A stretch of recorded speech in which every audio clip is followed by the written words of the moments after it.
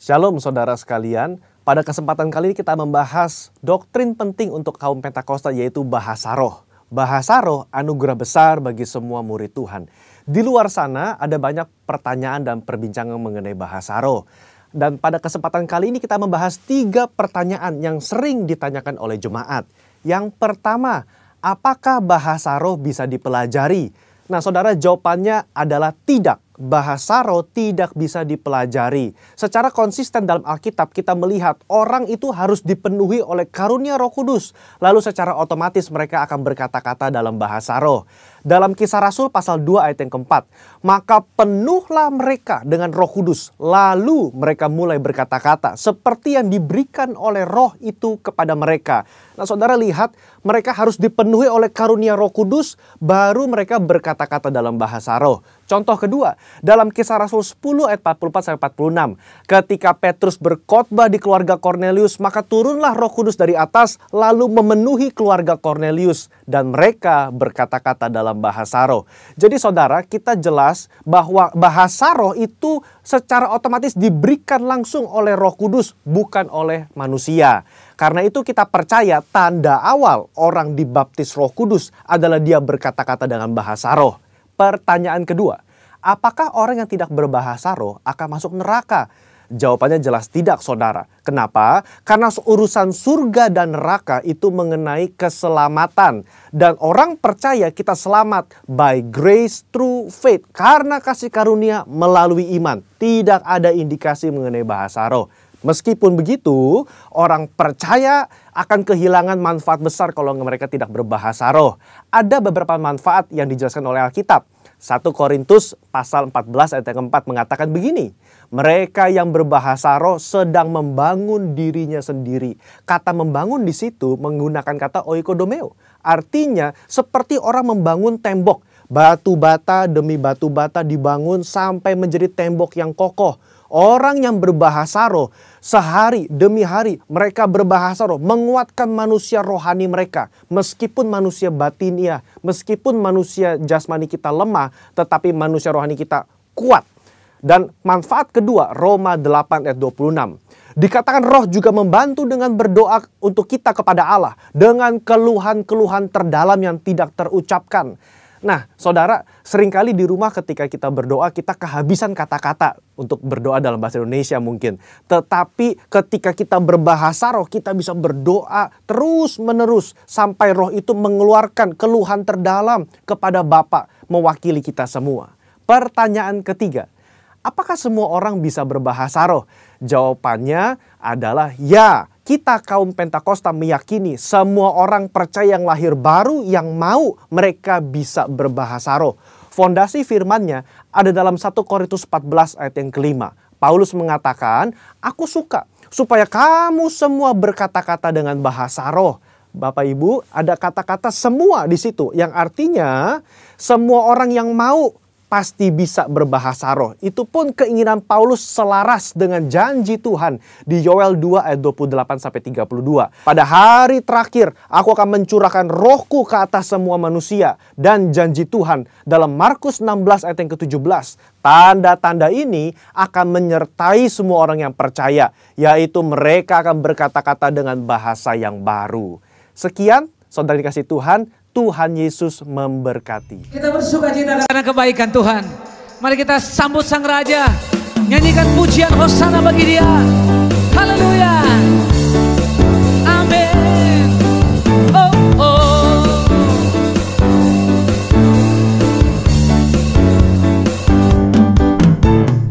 Mari kita sambut Sang Raja. Mari kita puji namanya. Dia yang maha mulia, Dia yang maha kuasa. Yesus, Yesus, Yesus namanya. Lagi mari kita sambut Sang Raja. Mari kita sambut Sang Raja. Mari kita puji namanya.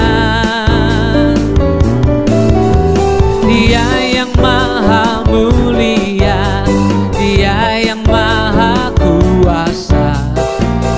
Yesus, Yesus, Yesus namanya.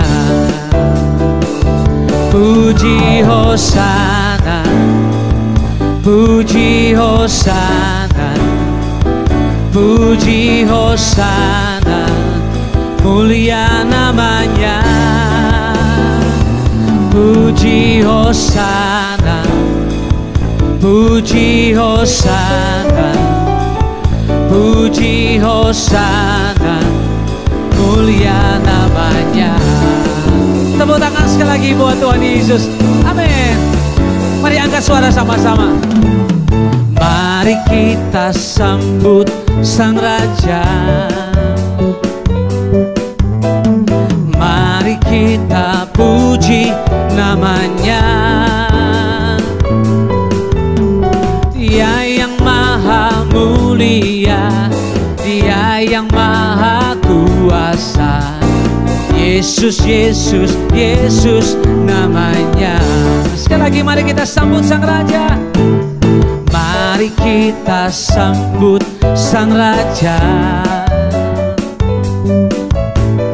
Mari kita puji namanya.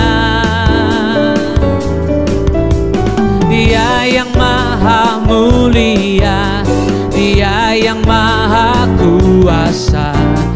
Yesus, Yesus, Yesus namanya. Mari sambil angkat dua tangan kita. Puji Hosana, puji Hosana, puji Hosana, mulia namanya. Puji Hosana, puji Hosana, puji Hosana, mulia namanya. Lagi puji Hosana, puji Hosana, puji Hosana, puji Hosana, mulia namanya. Puji Hosana, puji Hosana, puji Hosana, mulia namanya.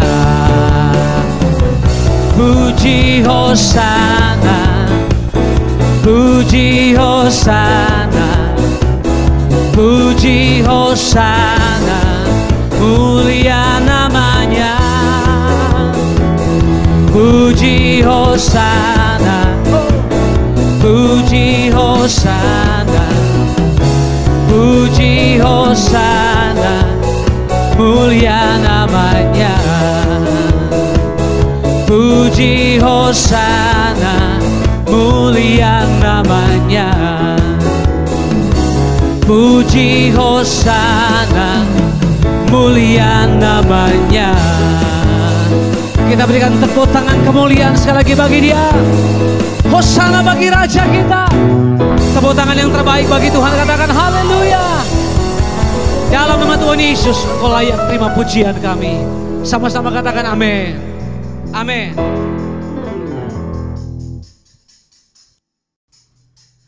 Segala kemuliaan, pujian hanya bagi Tuhan. Sebab Engkau layak terima pengagungan, layak terima penghormatan. Kemuliaan bagimu di tempat maha tinggi. Kemuliaan bagimu di tempat maha tinggi. Kemuliaan bagimu, kemuliaan bagimu di tempat maha tinggi. Kemuliaan bagimu di tempat maha tinggi. Oh Yesusku, Engkaulah Raja damai. Kau turun ke dunia, selamatkan manusia. Oh Yesusku, Kau Tuhan penuh kasih. Kau berikan hidupmu untuk tebus dosaku. Kaulah Allah yang ku puji, Kaulah Allah yang ku sembah. Kemuliaan bagimu di tempat maha tinggi. Kemuliaan bagimu di tempat maha tinggi. Mari angkat suara sama-sama di hadapan Tuhan. Oh Yesusku, Yesusku, Engkaulah Raja damai, Raja damai. Kau turun ke dunia, selamatkan manusia.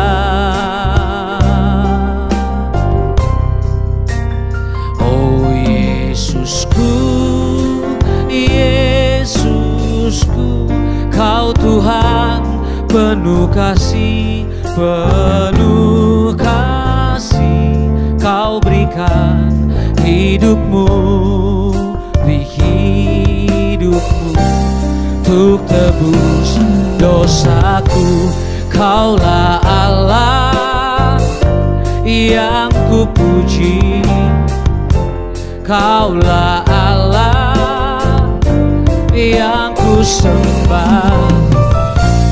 Kemuliaan bagimu di tempat maha tinggi.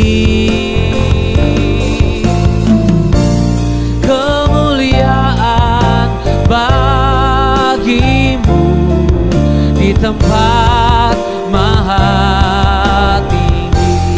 Kaulah Allah yang ku puji, Kaulah Allah yang ku sembah. Kemuliaan bagimu di tempat maha tinggi. Kemuliaan bagimu di tempat maha tinggi. Mari angkat kedua tanganmu, katakan kemuliaan. Kemuliaan bagimu di tempat maha tinggi.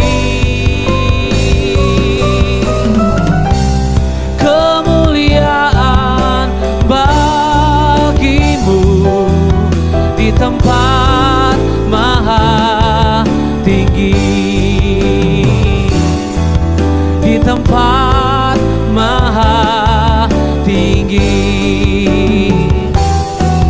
Di tempat maha tinggi. Oh,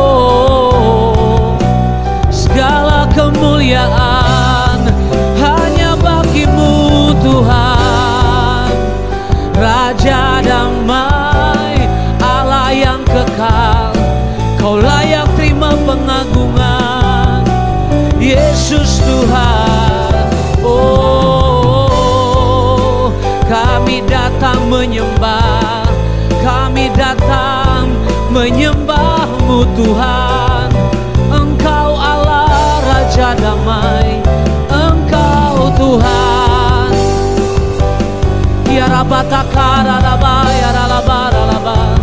Kami datang menyembah-Mu, kami naikkan syukur.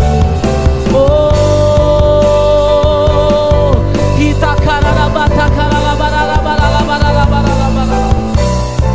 kami menyembah-Mu ya Tuhan.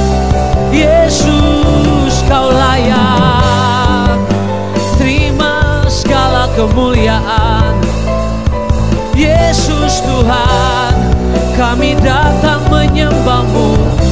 Ya patakarada barala barala barala barala barala barala barala. Bagimu segala pujian, bagimu segala kemuliaan. Yesus Tuhan, Engkau yang layak, Engkau yang layak ditinggikan, Engkau yang layak terima pujian. Kemuliaan bagi Tuhan di tempat maha tinggi. Kau Raja diagungkan dan dipuji.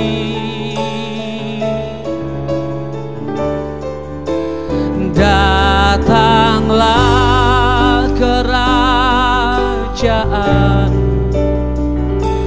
jadilah kehendak-Mu.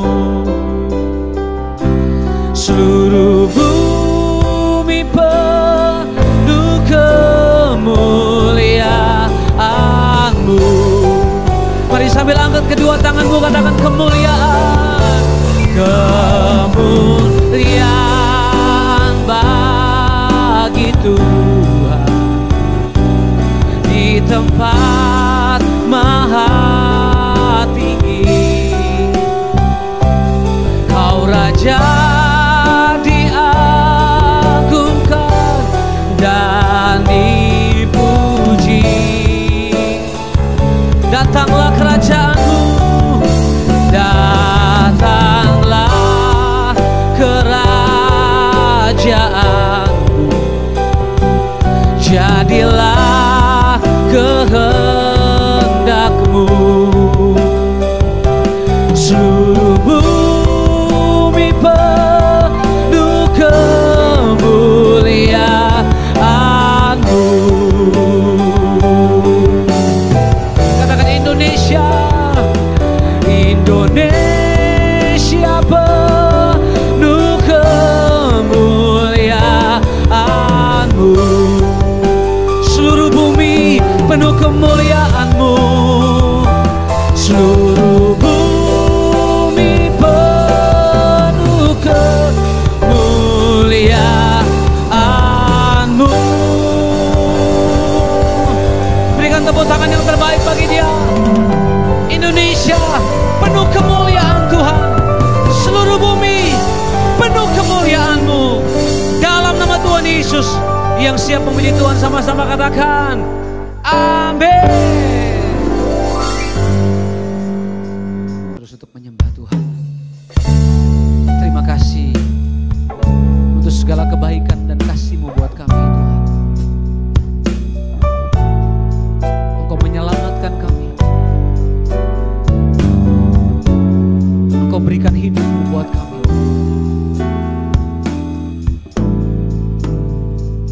Karena begitu Allah cinta dunia hingga diberikannya anaknya yang tunggal, supaya yang percaya jangan binasa, melainkan dapat hidup kekal. Karena begitu Allah cinta dunia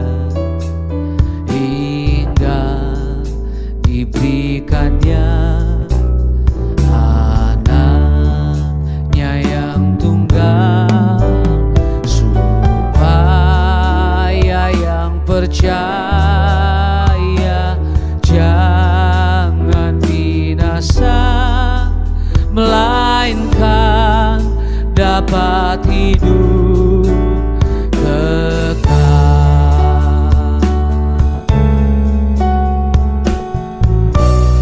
Kami datang menyembah-Mu dengan ucapan syukur ya Tuhan. Biar kami beroleh kehidupan yang kekal.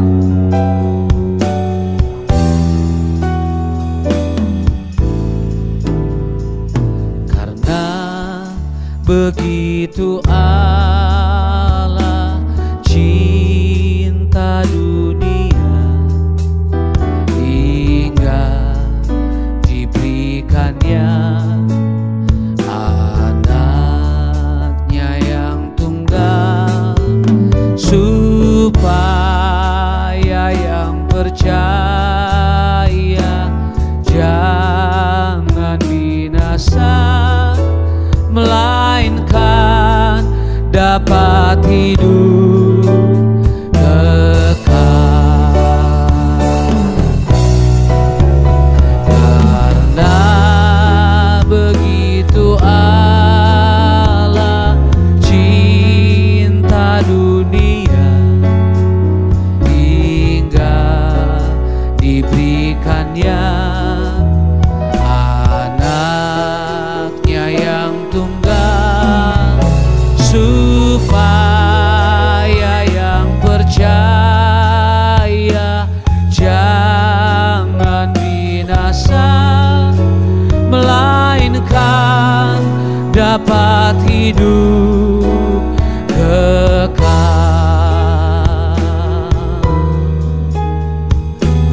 Engkau berikan Yesus buat kami, supaya kami jangan binasa, kami beroleh kehidupan yang kekal. Kami diselamatkan oleh Tuhan. Mari sembah Dia. Ku sembahkan, ku sembahkan Engkau yang layak untuk ku sembah. Ku sembahkan, ku sembahkan Engkau yang layak untuk ku sembah. Oh cinta ini, oh cinta ini, weyo ni pega, oh cinta jangan oh cinta ini, oh cinta ini, weyo ni pega, oh cinta jangan ku sembahkan, ku sembahkan, ku sembahkan Engkau yang layak untuk ku sembah. Ku sembahkan, ku sembahkan Engkau yang layak untuk ku sembah. Engkau yang layak untuk ku sembah. Yesus yang layak untuk ku sembah. Karena begitu besar kasih-Mu atas kami Tuhan, atas dunia ini. Engkau berikan Yesus buat kami. Engkau berikan anak yang tunggal buat kami, supaya kami diselamatkan. Sebab itu Engkau yang layak terima penyembahan kami. Dan kami siap dengarkan firman-Mu. Di dalam nama Tuhan Yesus. Yang siap dengarkan firman Tuhan sama-sama katakan amin. Shalom Bapak Saudara, saya percaya kita mengalami lawatan Tuhan lewat ibadah, doa, pujian, penyembahan kita. Amin. Saya percaya di rumah masing-masing ada lawatan Tuhan, ada kasih karunia Tuhan, ada penyertaan Tuhan yang dahsyat buat setiap kita. Haleluya. Saya percaya di ruang tamu mungkin Bapak Ibu Saudara dengan keluarga sama-sama kita ikuti ibadah online ini. Dan saya percaya tidak mengurangi sukacita kita untuk terus menyembah Tuhan. Beberapa masukan dari jemaat Tuhan, wah Pak, kalau kita ibadah online rasanya rasanya nggak ngangkat, nggak enak dan kurang mantep gitu ya. Sudah kepengen banget kita ibadah offline gitu ya. Tapi kondisi COVID-19 yang tidak memungkinkan kita untuk ibadah di gereja kita masing-masing. Saya percaya bahwa tidak mengurangi sekali lagi sukacita kita untuk memuji dan menyembah Tuhan. Tahukah saudara, penyembahan yang sesungguhnya adalah gini, tidak tidak terbatas oleh situasi, oleh alat-alat musik, oleh suasana gereja yang wow, yang megah, saudara, atau kumpul dengan teman-teman. Tapi kalau kita sungguh-sungguh mengasihi Tuhan, dimanapun kita ada, harusnya kita bisa mengalami Tuhan. Amin. Harusnya kita bisa merasakan hadirat Tuhan. Sekalipun ibadah yang kita nggak biasa sama sekali, tapi mulai hari ini lewat peristiwa COVID-19, Tuhan juga mengajar kepada kita semua, bahkan kepada gereja Tuhan hari-hari ini, untuk mempersiapkan dua ibadah nanti ke depan. Ada ibadah online, ada ibadah offline. Karena kemungkinan besar, saudara, sekalipun COVID sudah mau selesai, tapi banyak orang yang sudah enak ibadah di rumah masing-masing, ibadah online. Tapi saya percaya gini, tetap kita terkoneksi dengan Tuhan. Amin. Tetap hati kita tertuju kepada Tuhan. Sekalipun itu cuma di depan TV, di depan handphone saudara, sedang menyaksikan ini. Tapi gini, ada hadirat Tuhan di sana. Ada penyertaan Tuhan di sana. Saudara juga bisa dilawat, disembuhkan, dan diberkati Tuhan. Yang percaya, yang setuju katakan amin. Haleluya. Saudara, satu ayat firman Tuhan yang luar biasa yang kita baca hari ini, Yohanes pasal 3 ayat yang ke-16. Yohanes pasal 3 ayat 16, kita akan buka Alkitab bersama-sama yang kita baca. Saya baca buat Bapak Ibu Saudara, Yohanes pasal 3 ayat 16 berkata begini. Karena begitu besar kasih Allah akan dunia ini, sehingga ia telah mengaruniakan anaknya yang tunggal, supaya setiap orang yang percaya kepadanya tidak binasa, melainkan beroleh hidup yang kekal. Jadi kalimat pertama diawali gini, karena begitu besar kasih Allah akan dunia ini. Jadi yang pertama, Natal itu berbicara tentang kasih Allah, kasih Bapa atas manusia. Natal itu berbicara tentang bagaimana Allah sangat mengasihi manusia. Alkitab mencatat bahwa hidup kita diciptakan serupa dengan gambarannya Tuhan, gambar Allah. Makanya Dia tidak mau kita binasa. Dia mau kita supaya beroleh hidup yang kekal itu. Hidup dalam kekekalan bersama-sama dengan Dia. Hidup dalam kerajaan Allah. Maka Dia bilang ini, Dia menyatakan kasih-Nya yang besar atas kita, sehingga Ia telah mengaruniakan anaknya yang tunggal. Saudara, jadi ternyata gini, karena kita diciptakan serupa dengan gambarnya Allah, Dia mau kita hidup kekal. Dia nggak mau kita binasa.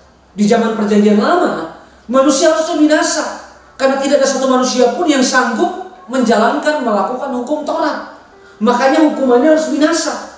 Tapi gini, karena kita diciptakan serupa dengan gambaran Allah, maka Dia bilang gini, Dia nggak mau kita binasa, Dia mau kita beroleh hidup yang kekal. Makanya gini, wujud supaya kita beroleh hidup yang kekal, Bapa menyerahkan anaknya yang tunggal. Kasih yang besar diberikan kepada manusia, supaya setiap orang, dikatakan ini, sehingga Ia telah mengaruniakan anaknya yang tunggal. Jadi Natal itu bicara tentang kasih karunia.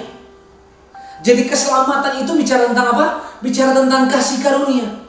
Jadi kasih karunia itu artinya gini, harusnya bukan hak kita, tapi diberikan kepada kita.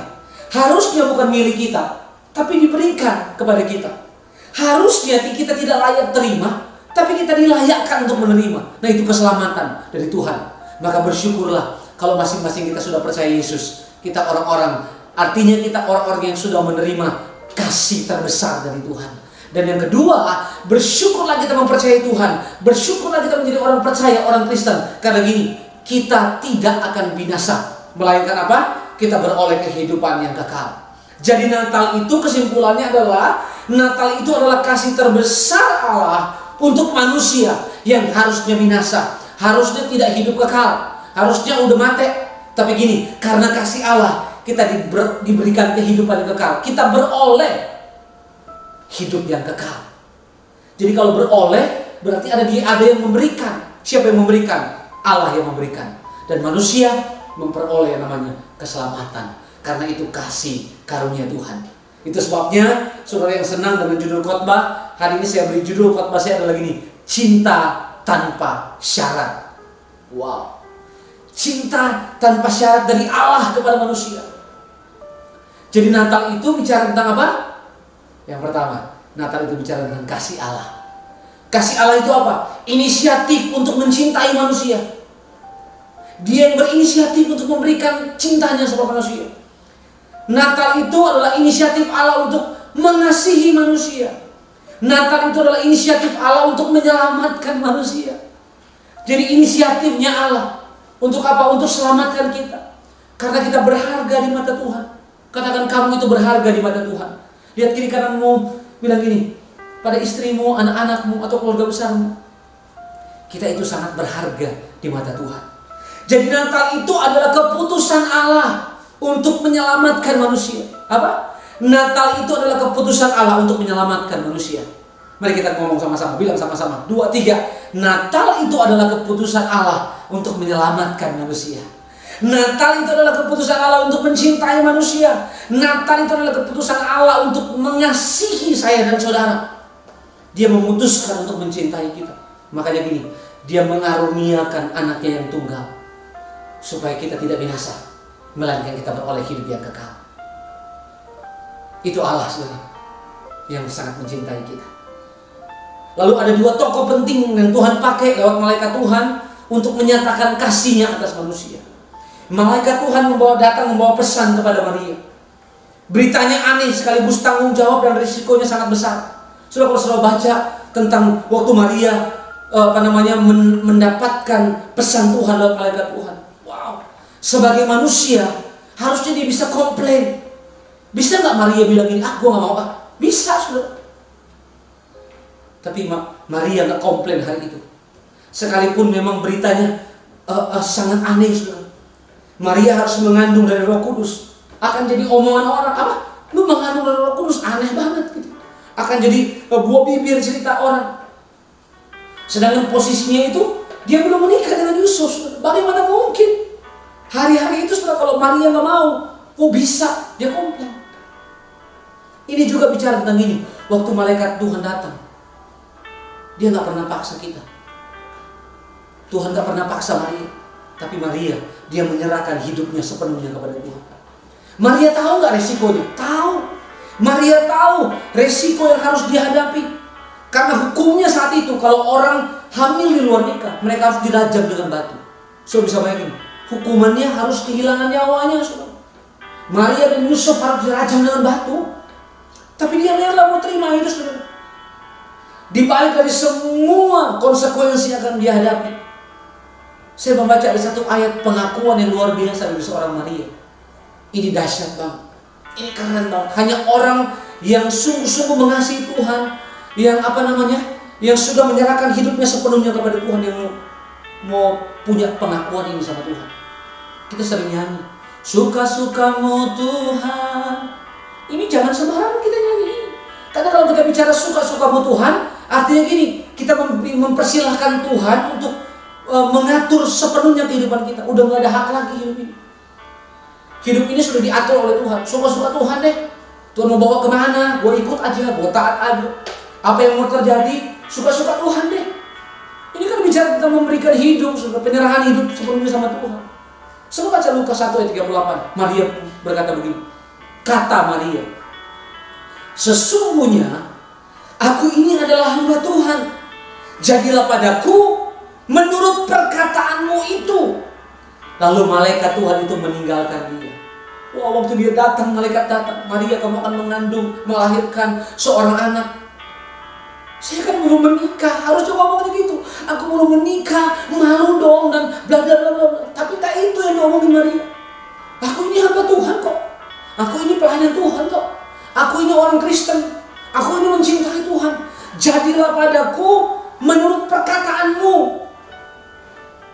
Jadi yang pertama saya belajar dari Maria adalah ini. Dia berani menyerahkan haknya sama Tuhan. Dia berani menyerahkan hidupnya kepada Tuhan. Hak untuk hidup bebas dia tinggalkan. Hak untuk berbahagia seperti perempuan lain dia lepaskan.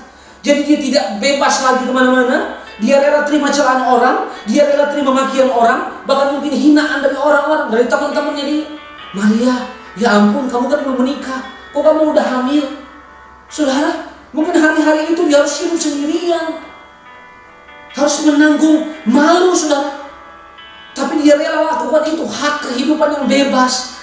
Haknya sebagai seorang perempuan. Di zamannya itu boleh bebas kemana-mana. Mungkin mereka nonton, mungkin mereka ke mall, mungkin mereka jalan kemana-mana. Udah gak bisa lagi buat Maria. Dia rela melepaskan yang namanya kehidupan, kehidupannya.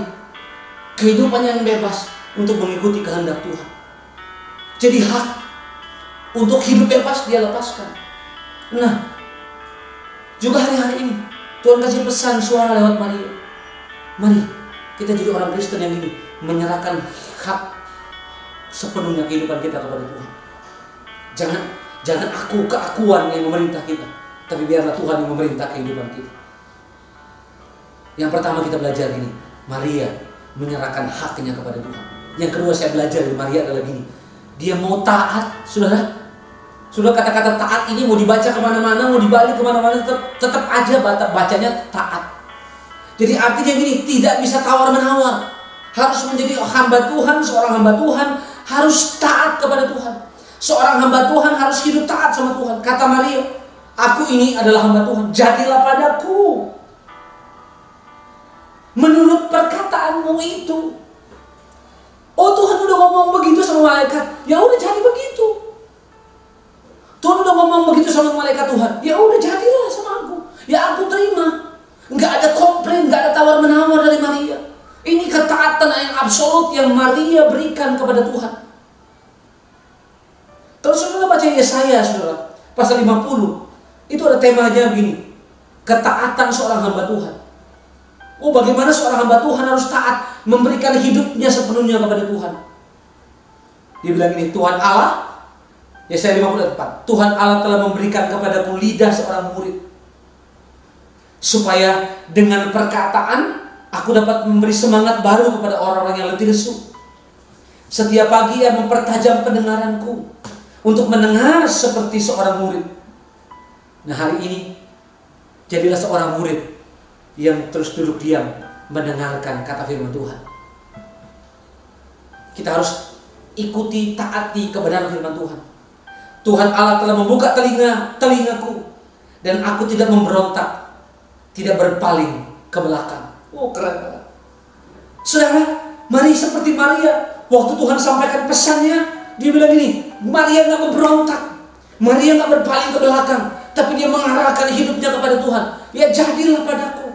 Saudara ingat waktu di Taman Getsemani, waktu sebelum Yesus disalibkan, saudara, dia bilang gini, kalau boleh cawan ini lalu daripadaku, tapi biar kehendak Tuhan yang jadi. Kalau kehendak Yesus mungkin hari itu sebagai manusia, dia bilang gini, enggak mau gue disalib, enggak mau gue disalib. Tapi gini, sebagai manusia 100% saat itu dia bilang gini, tapi kalau boleh lalukan cawan ini, tapi biarlah kehendak Tuhan yang jadi. Ini bicara tentang ini. Juga dia menyerahkan haknya kepada Tuhan. Dia mau taat kepada Bapa di sorga. Jadi Natal berbicara tentang penyerahan hak. Natal berbicara tentang ketaatan. Penyembahan tanpa ketaatan seperti lampu tanpa minyak. Om Kris sampaikan itu buat saya secara pribadi. Om Kris juga bilang, kamu tahu gak? Kalau kamu menyembah, tapi kalau kamu gak taat, itu seperti lampu yang gak ada minyaknya. Nyala gak dia? Enggak nyala. Lampu mau segede apapun gak ada minyaknya, gak bisa nyala. Nah, hari-hari ini ada banyak kita suka worship, kita suka menyembah, tapi gini kita gak taat melakukan firman Tuhan. Penyembahan kita jadi nol, jadi percuma. Jadi Tuhan mau gini, penyembahan kita disertai dengan ketaatan. Itu yang Tuhan cari. Penyembah-penyembah yang menyembah di dalam roh dan kebenaran. Artinya gini, orang yang hidup benar, orang yang membiarkan hidupnya dipimpin oleh roh. Yang ketiga, penyembahan bicara tentang ini, menerima kedaulatan Tuhan. Yang saya belajar dari Maria, penyembahan adalah gini, Natal adalah gini, menerima kedaulatan Tuhan dalam kehidupannya. Sudah bayangin gak? Hari-hari dan situasi yang mereka hadapi itu susah, itu sulit banget. Sebelum melahirkan Yesus, mereka jalan kemana-mana, gak ada penginapan, semua orang tolak mereka. Bahkan sampailah ke destinasi terakhir. Di mana? Di kandang domba. Di sana harus melahirkan Yesus. Sudah lihat bagaimana perjuangan dari Maria dan Yusuf, bagaimana cinta mereka kepada Tuhan, bagaimana mereka memberikan hidupnya kepada Tuhan. Saya mau bilang ini, Maria tahu bagaimana cara menyembah Tuhan, yaitu apa? Mempersembahkan hidupnya sepenuhnya kepada Tuhan. Jadi penyembahan yang berkenan kepada Allah adalah gini, mempersembahkan hidup. Terus sudah baca Roma 12 ayat pertama, dibilang begini, Roma 12 ayat yang pertama. Karena itu saudara-saudara, demi kemurahan Allah, aku menasihatkan kamu supaya kamu mempersembahkan tubuhmu sebagai persembahan yang hidup. Ingat, waktu kita mempersembahkan tubuh kita, itu adalah persembahan yang hidup, persembahan yang kudus dan yang berkenan kepada Allah. Itu adalah ibadah yang sejati. Jadi ternyata ibadah yang sejati adalah waktu kita mempersembahkan hidup kita kepada Tuhan. Nah, ini yang Maria lakukan. Dia menyembah Tuhan, dia menyembah Allah dengan apa? Mempersembahkan hidup. Nggak punya apa-apa hari itu. Yang bisa Maria persembahkan cuma hidupnya. Jadilah padaku sesuai dengan apa yang kau inginkan. Jadi hidupnya diberikan total sama Tuhan, diberikan penuh sama Tuhan. Hidupku bukannya aku lagi, melainkan Yesus dalamku. Hidupku bukannya aku lagi, melainkan Yesus dalamku. Yesus hidup dalamku. Hidupku bukannya aku lagi, melainkan Yesus dalamku.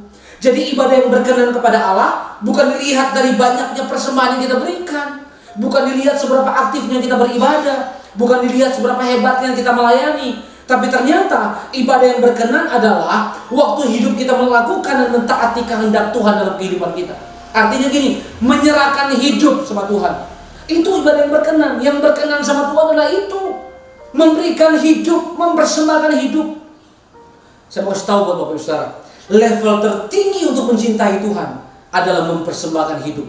Saya ulangi, level tertinggi untuk mencintai Allah, level tertinggi untuk mencintai Tuhan adalah gini, mempersembahkan hidup. Mari kita katakan sama-sama di rumah kita masing-masing. Level tertinggi untuk mencintai Tuhan adalah mempersembahkan hidup.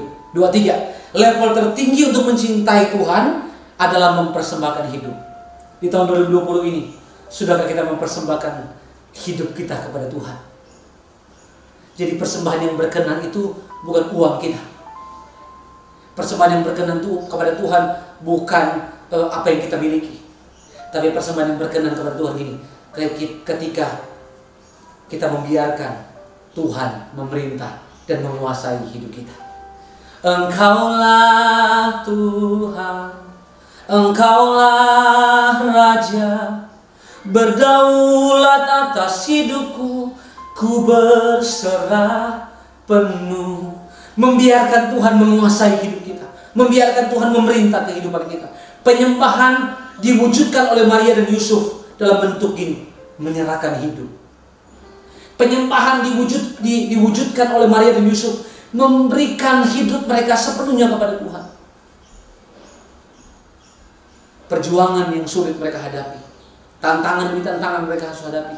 Tapi balik lagi saudara, kedua tokoh ini adalah orang yang betul-betul mencintai Tuhan. Mari kita introspeksi diri kita selama tahun 2020. Sudahkah kita mengasihi Tuhan sepenuhnya? Sudahkah kita membiarkan Tuhan yang mengatur hidup kita? Biarkan Tuhan mengintervensi hidup kita, rencana kita, masa depan kita. Karena gini, kalau kita membiarkan Tuhan mengintervensi kehidupan kita, membiarkan Tuhan yang menuntun langkah kita, kita akan dibawa kepada kehidupan yang kekal tadi. Kita tidak akan dibawa kepada kebinasaan, tapi kita akan dibawa kepada kehidupan yang kekal. Yang setuju kita berikan tepuk tangan buat Allah kita.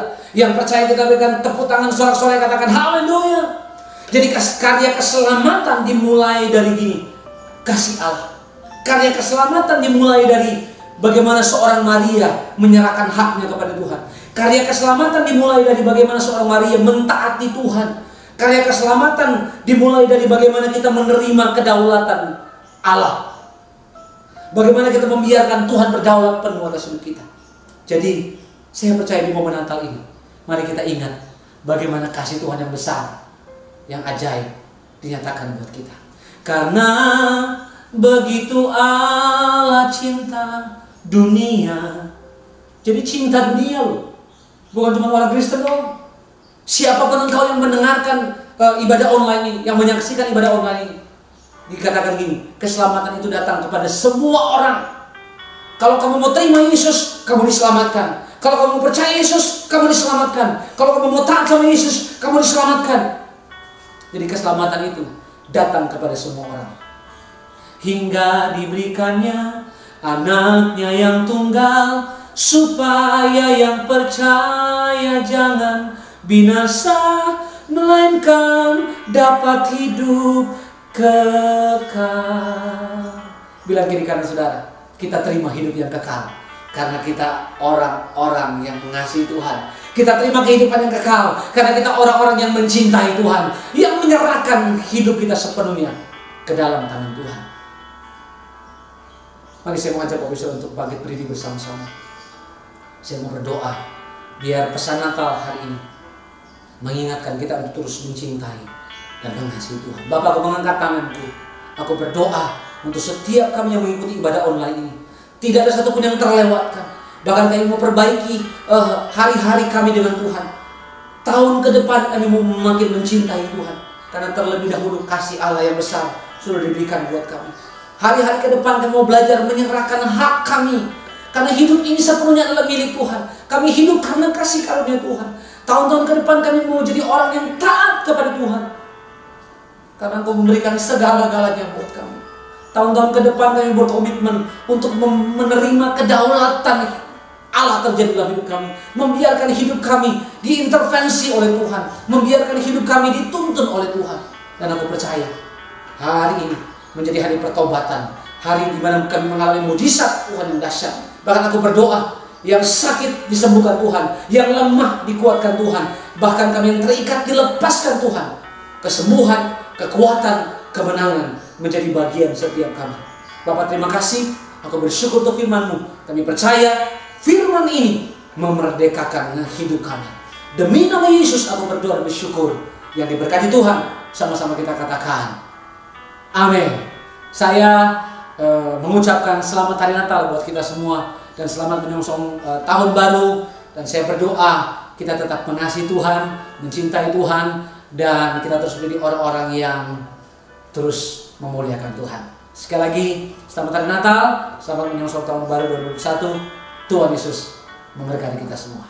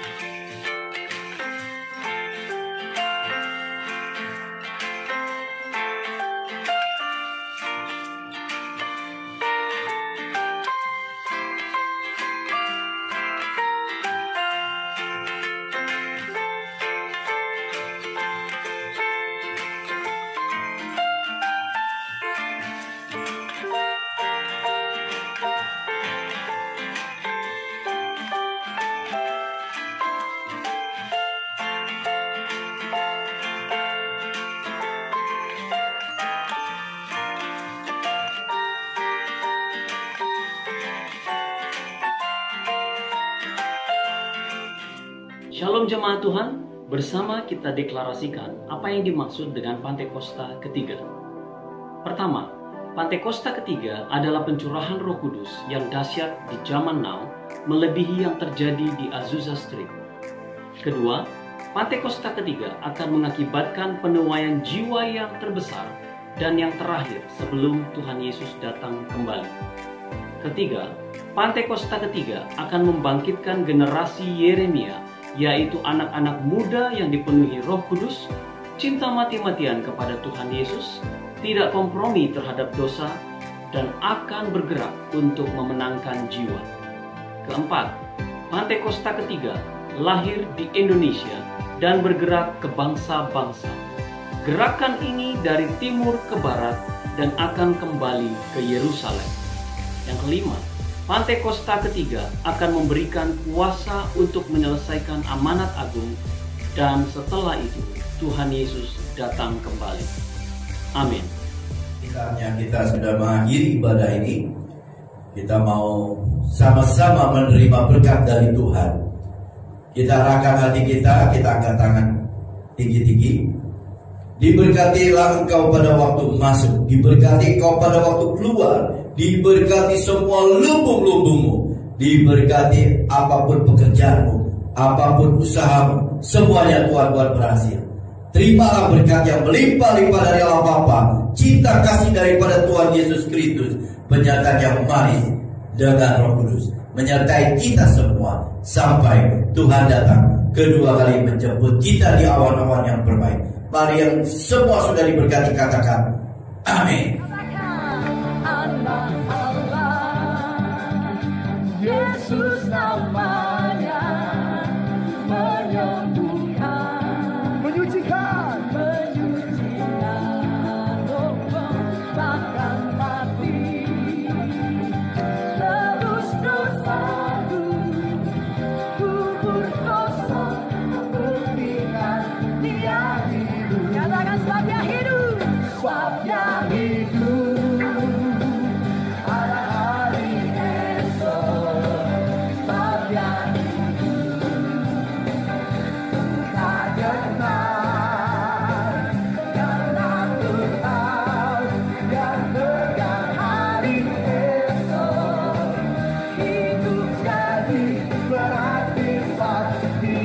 Lebih tinggi lagi, berikan tepuk tangan bagi Tuhan kita.